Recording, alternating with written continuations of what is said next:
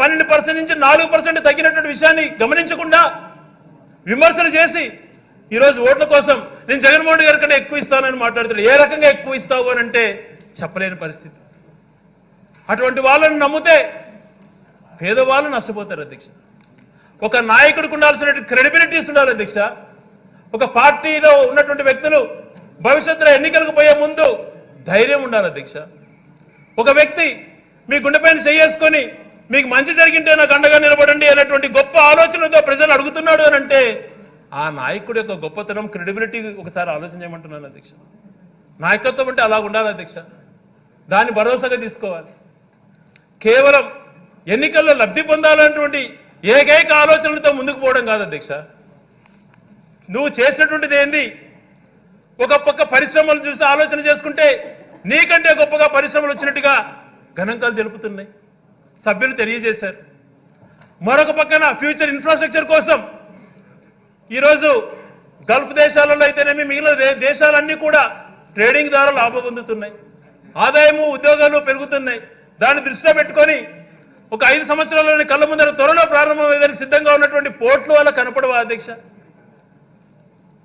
ఈ రకంగా అన్ని మంచి చేస్తుంటే లేదు మా విధానం ఒకటే కేవలం బురద చల్లడమే అనేటువంటిది మాట కాదు అధ్యక్ష.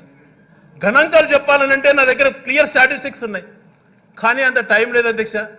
గణాంకాలలో కాదు, జరిగిన వాస్తవాలు ఎలా ఉన్నాయనేటువంటిది ఆలోచన చేసుకోవాలి. మేము ఈరోజు ఛాలెంజ్ చేస్తున్నాం, ఏ విషయాలైనా మేము చర్చకు రెడీ, మీకంటే కూడా మంచి పరిపాలన అందించాం ప్రజలకు అని చెప్పేటువంటి ధైర్యం మాకుంది.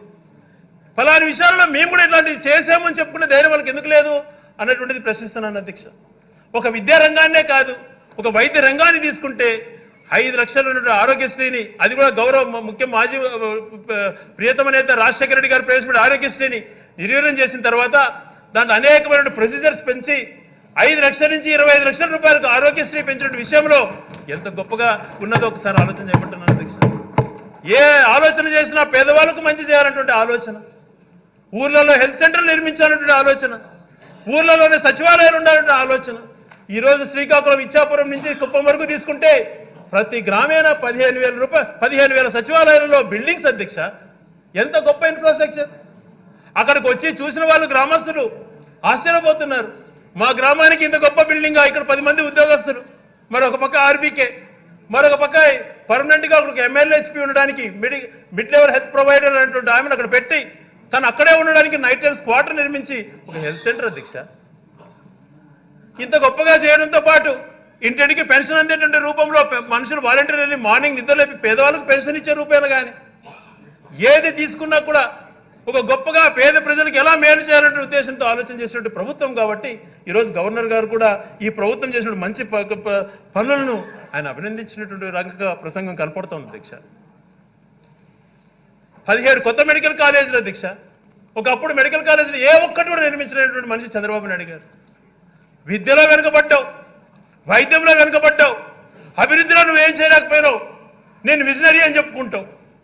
ఎంతసేపు ఉన్నా ప్రజలు నవ్వుకుంటున్నారని తెలిసినా ఫలాన్ని చేశానని చెప్పుకోలేక ఎవరైనా ఏదైనా చేస్తే పొరపాటున సింధుగా టైటిల్ గెలిస్తే అది నా వల్లే అంటావు. ఆయన ఎవరో CEO అయితే సత్యనారాయణ గారు నేనే చేయించానని అంటావు. ఇలాంటి మాటలతో మభ్యపెట్టేటువంటి నిన్ను ప్రజలు ఎప్పుడు కూడా నమ్మరు అధ్యక్షత. ఈరోజు అలాంటివి కాదు, ఎలా మార్పులు వచ్చినాయి. ఒక సామాన్య కుటుంబంలో పుట్టినటువంటి పేదవారు అమెరికాలో యునైటెడ్ నేషన్స్కి వెళ్ళి వాళ్ళు చేసిన ప్రసంగాలు విన్నప్పుడు ఎంత గర్వంగా ఉంటుంది అధ్యక్ష. వాళ్ళు వాడుతున్నటువంటి భాష కానీ వాళ్ళలో కనపడుతున్నటువంటి మెచ్యూరిటీ కానీ అదే కదా అధ్యక్ష ప్రభుత్వాలు చేయాల్సింది. కింది స్థాయి నుంచి విద్యావకాశాలు కల్పిస్తే వాళ్ళల్లో మంచి మార్పులు వచ్చి భవిష్యత్ తరాలకు అదే ఆస్తి అవుతుంది అన్నటువంటి రూపాయల గతంలో ఎవరు ఎందుకు ఆలోచన చేయలేకపోయినారు అధ్యక్ష. ఈరోజు ఎడ్యుకేషన్కు హైయెస్ట్గా 70,000 కోట్ల పైగా బడ్జెట్లు కేటాయించి ఒక విప్లవాత్మక మార్పులు తీసుకొచ్చి రాష్ట్రంలో ఏ రాష్ట్రంలో జరిగిన విధంగా పేదవారికి విద్యను అందించే విషయంలో అంత గొప్ప మార్పులు తీసుకొస్తే దాని గురించి తప్పుగా మాట్లాడడం, ఇంగ్లీష్ మీడియం పెడతాడట అని చెప్పి హేళనగా మాట్లాడడం. ఏమధ్యక్ష, పేదవారు ఇంగ్లీష్ మీడియం చదువుకోకూడదా? మీ మనవాళ్ళు మీ పిల్లలు మాత్రం చదువుకోరు ఇంగ్లీష్ మీడియం, పేదవారు జరిగితే అవహేళనగా మాట్లాడడం కొండనాలకు అవుతుంది అని చెప్పి గౌరవనీయులు ఐరయ్య గారు చెప్పారు అధ్యక్ష, చక్కగా చెప్పారు. ఆ పెద్ద మనిషి పేదరికం తెలిసినటువంటి వ్యక్తి 35 సంవత్సరాలు అనేక రంగాలలో ఆయన పోరాటాలు చేశాడు అధ్యక్ష. ఇంగ్లీష్ మీడియం పేదవారికి అందించాలి, దానిలో మార్పు వస్తుంది అని చెప్పి కార్పొరేట్ విద్యను అందిస్తే భవిష్యత్తులో ఉన్నటువంటి అవకాశాలు సద్వినియోగపరుచుకొని